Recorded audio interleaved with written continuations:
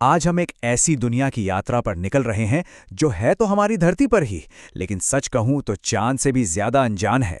सोचिए, एक ऐसी जगह जहां सूरज की रोशनी कभी नहीं पहुंचती और जहां के जीव किसी साइंस फिक्शन फिल्म से निकले हुए लगते हैं। तो चलिए साथ में गोता लगाते हैं समुद्र की इन रहस्यमयी गहराइयों में। ये सवाल सोचने वाला है ना, कि हमारी अपनी धरती का 70% हिस्सा पानी से ढका हुआ है, लेकिन फिर भी ये हमारे लिए अंतरिक्ष से भी बड़ा रहस्य बना हुआ है।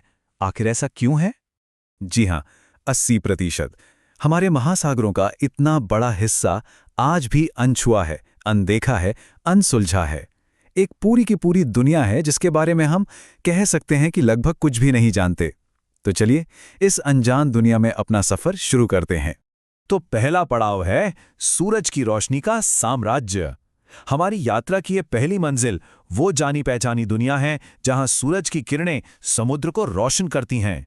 समुद्र की सतह से लेकर करीब 200 मीटर नीचे तक इसे हम कहते हैं सनलाइट जोन। ये वही दुनिया है जो हम तस्वीरों में और डाइविंग के दौरान देखते हैं। रंग बिरंगी मछलियां, खूबसूरत मूंगे की चट्टानें। ज्यादातर समुद्री जीव और हम इंसान भी बस इसी ऊपरी परत तक ही सीमित हैं। लेकिन असली रोमांच वो तो इसके ठीक नीचे शुरू होता है। दूसरा पड़ाव, गोधूली की गहराई। अब हम धीरे धीरे नीचे उतरना शुरू कर रहे हैं, एक अजनबी और धुंधली होती दुनिया में जहां पानी के नियम बदलने लगते हैं। 200 मीटर के नीचे आते ही हम ट्वाइलाइट जोन में पहुंच जाते हैं। यहां सूरज की रोशनी इतनी ज्यादा फीकी पड़ जाती है कि पौधे अपना भोजन नहीं बना सकते, जिसे हम फोटोसिंथेसिस भी कहते हैं। बस यहीं से माहौल और जीवन दोनों ही पूरी तरह से बदलने लगते हैं। और हाँ, यहाँ दबाव बहुत तेजी से बढ़ जाता है। जरा सोच कर देखिए, जैसे किसी के शरीर पर एक बड़ा सा हाथी खड़ा हो। इतनी गहराई पर पानी का वजन इतना ज्यादा महसूस होता है। इस धुंधलके में ओवरफिश जैसे अजीबोगरीब जीव तैरते हुए दिखते हैं।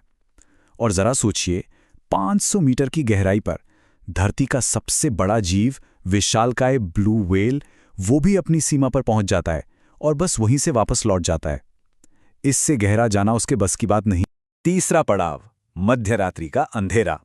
अब हम उस दुनिया में दाखिल हो रहे हैं जहां सूरज की एक भी किरण नहीं पहुंचती। ये वो जगह है जहां रोशनी पूरी तरह से खत्म हो जाती है। 1000 मीटर के बाद शुरू होता है मिडनाइट जोन।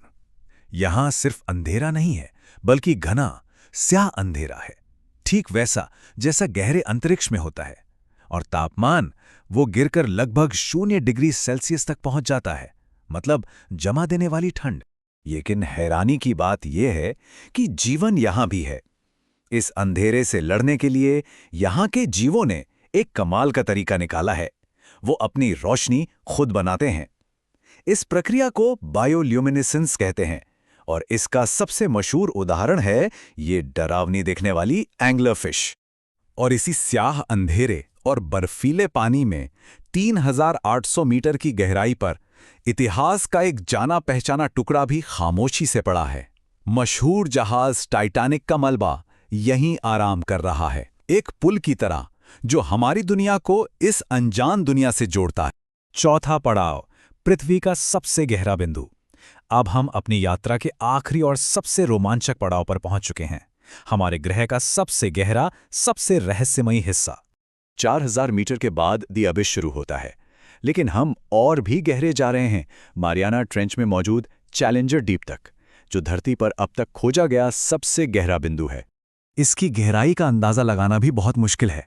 इसे ऐसे समझिए, अगर हम दुनिया के सबसे ऊंचे पर्वत माउंट एवरेस्ट को इस खाई में उल्टा डाल दें, तो भी उसकी चोटी पानी की सतह से 2 किलोमीटर नीचे होगी। 11,000 मीटर यानी 11 किलोमीटर सीधा नीचे की ओर। ये संख्या ही अपने आप में दिमाग को सुन्न कर देने वाली है। और यहाँ का दबाव इतना ज्यादा है जैसे किसी एक इंसान के शरीर पर 50 बोइंग 747 हवाई जहाज का वजन डाल दिया गया हो। ऐसी परिस्थितियों में जिंदा रहना लगभग असंभव लगता है। लेकिन सबसे हैरान करने वाली बात तो ये है कि जीवन यहां भी मौजूद है। इस कुचल देने वाले दबाव और स्याह अंधेरे के बावजूद कुछ खास तरह की जेलीफिश और सी कुकुम्बर जैसी जीव यहां अपना घर बनाते हैं। ये प्रकृति के लचीलेपन का एक अद्भुत और अविश्वसनीय उदाहरण है। 5वां और आखिरी पड़ाव, अनसुलझा रहस्य।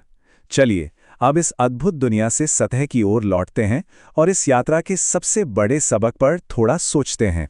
ये यात्रा हमें एक बहुत ज़रूरी बात याद दिलाती है। इंसान चाहे कितनी भी तरक्की कर ले, प्रकृति के सबसे बड़े रहस्य शायद दूर अंतरिक्ष में नहीं, बल्कि यहीं हमारे अपने ग्रह की गहराइयों में ही छिपे हुए हैं। और ये हमें एक बहुत ही रोमांचक सवाल के साथ छोड़ जाता है। जब 80% समुद्र अभी भी अनछुआ है, तो क्या ऐसा हो सकता है कि इन गहराइयों में कोई विशालकाय जीव, जैसे प्रागैतिहासिक मेगालोडॉन, आज भी जिंदा हो? इसका जवाब शायद हमेशा एक रहस्य ही बना रहेगा।